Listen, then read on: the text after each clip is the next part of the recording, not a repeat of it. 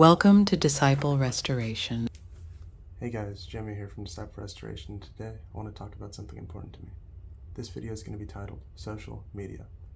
Firstly, I want to bring to mind a scripture, Proverbs 14 verse 15, which says, "The simple believe every word, but the prudent considers well his steps." This scripture is pivotal for understanding how important social media is for our walk with Christ. Because what happens on social media feeds into our spirit. What we look at on social media feeds into our spirit.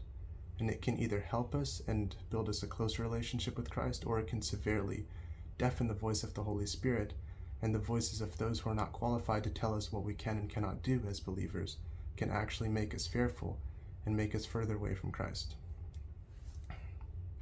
So, the important thing to do as a Christian on social media: use discernment and listen to the voice of the Holy Spirit speaking to you. Even feeling, the Holy Spirit will give you a bad feeling about what you're watching if you're not supposed to be watching it when you're in Christ, when you're on social media, when you're scrolling through whatever app of your choice.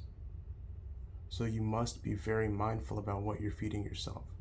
Do not feed yourself negative content. Do not feed yourself lustful images that you see on social media and say, oh, it's just a glance, oh, it's just a peek. These are small, tiny ways that the enemy loves to plant seeds in your mind. And the more you look at what you're not supposed to be looking at on social media, you're watering those seeds. And those are thorns that are eventually sprouting from those seeds. It's thorns, and they're to ensnare and trap the good fruit that the Lord has planted in you. So the harvest of seasons of blessings and seasons of renewal is actually going to be delayed because of what you're consuming. It's very hard to purify your temple when you're putting the trash and filth of the world inside of it.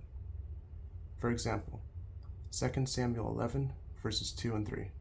It talks about David and Bathsheba and how he was on the rooftop when he saw her bathing. That same rooftop is found in many social media apps today. A rooftop where you can see tons of lustful images and tons of lustful opportunities and adventures that you can have in the world.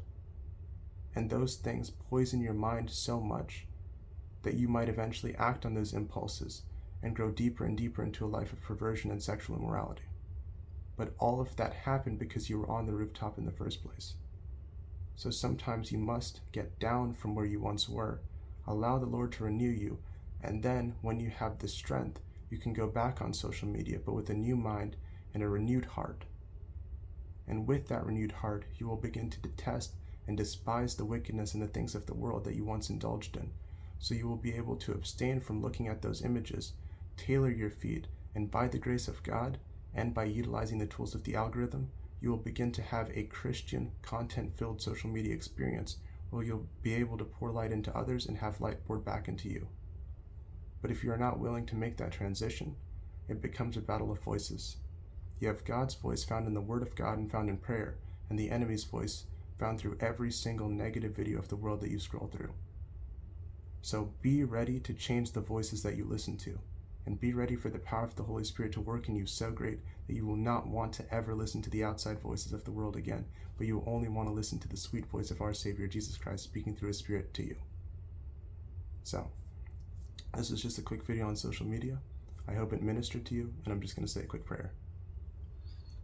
Dear God, I thank you so much for this individual watching. I thank you for their spirit. I thank you for their soul, God. I thank you that you have decided to convict them of the things that they have done in the past, Lord.